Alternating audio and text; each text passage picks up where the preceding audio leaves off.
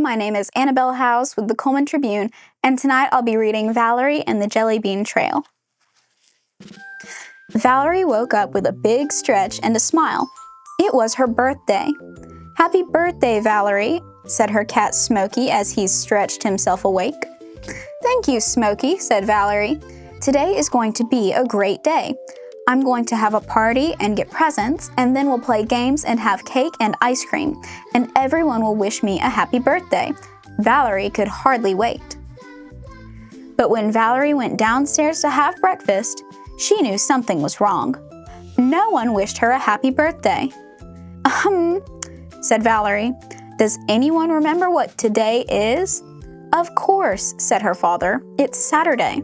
The big football game is on today," and said Valerie's older brother Eric. No one said anything about Valerie's birthday. "Mom," said Valerie, "don't you remember what today is?" "Of course I do," said her mother. She leaned over and gave Valerie a kiss. "Today is the day you promised to clean your room. You can start right after breakfast." Valerie was really angry. She stamped her feet all the way upstairs to her room. "No one remembered my birthday," Valerie complained to Smokey. "What a shame," said Smokey. "But you know, humans are very forgetful. It takes you forever to remember to feed me." Valerie spent the next 2 hours cleaning her room. When she was finished, she was still mad. She sat down on the edge of her bed with her arms folded across her chest. Suddenly, Valerie spied something on the floor just outside her room. When she went over to see what it was, Smokey followed her. On the floor, there was a jelly bean, and a little way away, there was another jelly bean, and then another. A trail of jelly beans led down the hallway. "I wonder what these jelly beans are doing on the floor," said Smokey.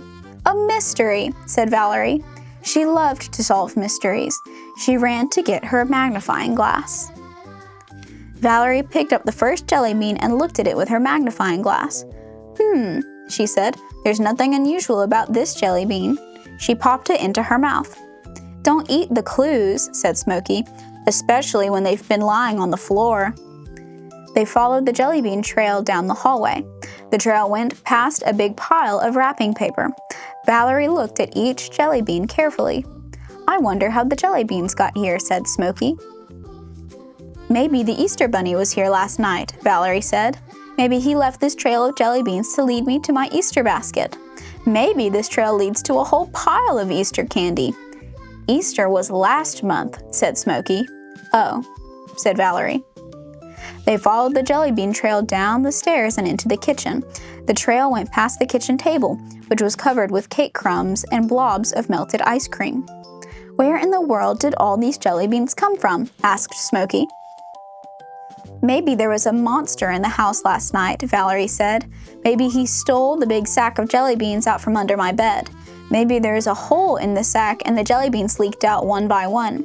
Maybe this trail leads to a huge, hairy, horrible monster." "You don't have a big sack of jelly beans under your bed," said Smokey. "Oh," said Valerie. They followed the jelly bean trail out the kitchen door and into the yard. The trail went right past some streamers and a burst balloon. Valerie and Smokey followed the jelly bean trail around the house and up to the front door.